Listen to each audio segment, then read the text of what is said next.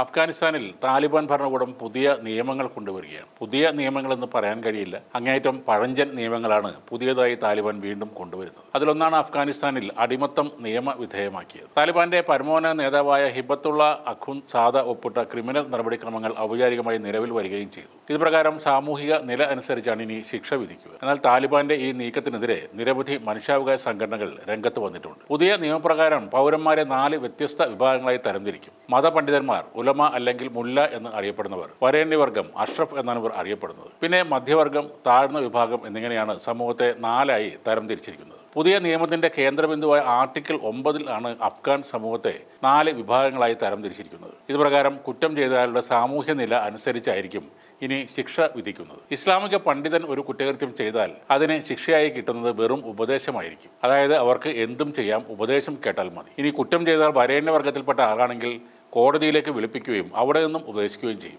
അതും കുഴപ്പമില്ലാത്ത ഏർപ്പാടാണ്. എന്നാൽ മധ്യവർഗത്തിൽപ്പെട്ടവർക്ക് തടവ് ശിക്ഷ ലഭിക്കും. അതേപോലെ സമൂഹത്തിലെ ഏറ്റവും താഴ്ന്ന വിഭാഗത്തിലുള്ള ആളുകൾക്ക് ശിക്ഷയായി തടവും ഒപ്പം ചാട്ടവാറടി പോലെയുള്ള കടുത്ത ശിക്ഷകളും ലഭിക്കും. ദരിദ്രർക്കും പാവപ്പെട്ടവർക്കും കൂടുതൽ കഠിനമായ ശിക്ഷ നൽകുമ്പോൾ പുരോഹിതന്മാർക്കും മത നേതാക്കൾക്കും താലിബാൻ പൂർണ്ണമായ സംരക്ഷണം തീർക്കുകയാണെന്ന് മനുഷ്യാവകാശ സംഘടനകൾ ആരോപിക്കുന്നു. അന്താരാഷ്ട്ര നിയമങ്ങളിൽ കർശനമായ നിരോധനം ഏർപ്പെടുത്തിയ അടിമത്തം താലിബാൻ നിയമപരമായി തിരികെ കൊണ്ടുവരികയാണെന്ന് മനുഷ്യാവകാശ സംഘടനകൾ ആരോപിക്കുന്നു. നിയമത്തിൽ പല ഭാഗങ്ങളിലും സ്വതന്ത്രർ എന്നും അടിമകൾ എന്നും ജനങ്ങളെ വേർതിരിച്ച് പരാമർശിക്കുന്നുണ്ട്. പുതിയ ക്രിമിനൽ നടപടിക്രമം ന്യായമായ പല സുരക്ഷാ സംവിധാനങ്ങളും ഇല്ലാതാക്കുകയാണ്. കുറ്റം ചെയ്ത ആൾക്ക് അഭിഭാഷകന്റെ സഹായം തേടാനുള്ള അവകാശം, തെറ്റായ ശിക്ഷ ലഭിച്ചാൽ നഷ്ടപരിഹാരം തേടാനുള്ള അവകാശം എന്നിവ ഇത് നൽകുന്നില്ല.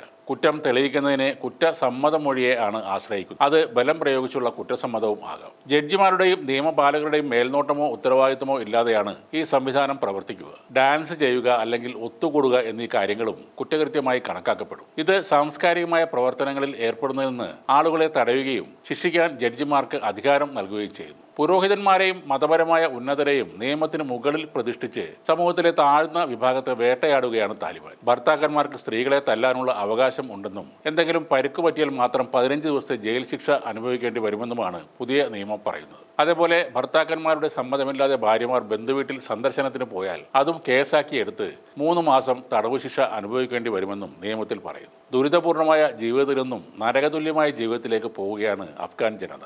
അത്രയ്ക്ക് അസഹനീയമാണ് അവിടുത്തെ ജീവിതം. എന്തെങ്കിലും നിവൃത്തിയുണ്ടെങ്കിൽ ആ രാജ്യം വിട്ടു പോകാൻ ആഗ്രഹിക്കുന്നവരാണ് അവിടെയുള്ള ഭൂരിഭാഗം ആളുകളും. 2021 അമേരിക്ക അഫ്ഗാനിൽ നിന്നും മടങ്ങുന്ന അവസരത്തിൽ അഫ്ഗാനികൾ അമേരിക്കൻ യുദ്ധവിമാനങ്ങളിലേക്ക് ഇടിച്ചു കയറിയ വാർത്ത നമ്മൾ കണ്ടതാണ്. വിമാനത്തിന്റെ ചിറകിലും ടയറിലും തൂങ്ങിക്കിടന്ന നാടുവിടാനാണ് അവർ അന്ന് ശ്രമിച്ചത്. ആ ശ്രമത്തിൽ ഒട്ടേറെ അഫ്ഗാനികൾ കൊല്ലപ്പെടുകയും ചെയ്തു. അഫ്ഗാനിസ്ഥാനിൽ നിന്നും രക്ഷപ്പെട്ട് ബെൽജിയം എയർപോർട്ടിൽ ഇറങ്ങിയ അഫ്ഗാൻ പെൺകുട്ടി ചിരിച്ചുകൊണ്ട് തുള്ളിക്കളിക്കുന്ന ചിത്രം അന്ന് വൈറലായിരുന്നു. ആ ചിരിയുടെ കാരണം ഇപ്പോൾ കൂടുതൽ വ്യക്തമാകുകയാണ്. ഇപ്പോൾ അടിമത്തം കൂടെ നിയമവിധേയമാക്കുമ്പോൾ ഏറ്റവും കൂടുതൽ നരകയാതനകൾ അനുഭവിക്കാൻ പോകുന്നത് സ്ത്രീകളും കുട്ടികളുമായിരിക്കും. അവരെ വെറും അടിമകൾ അല്ല, ലൈംഗിക അടിമകളായാണ് ഈ പ്രാകൃത മനുഷ്യർ ഉപയോഗിക്കുക. അന്താരാഷ്ട്ര കോടതികളും ശക്തരായ രാജ്യങ്ങളും ഇടപെടേണ്ട ഒരു സ്ഥലമായി മാറുകയാണ് അഫ്ഗാനിസ്ഥാൻ. വർഷങ്ങൾ നീണ്ടുനിന്ന പോരാട്ടത്തിലൂടെ മനുഷ്യൻ നിർത്തലാക്കിയ അടിമത്തം തിരികെ കൊണ്ടുവരികയാണ് മതം തലയ്ക്ക് പിടിച്ച ഒരു കൂട്ടം ഭ്രാന്തന്മാർ.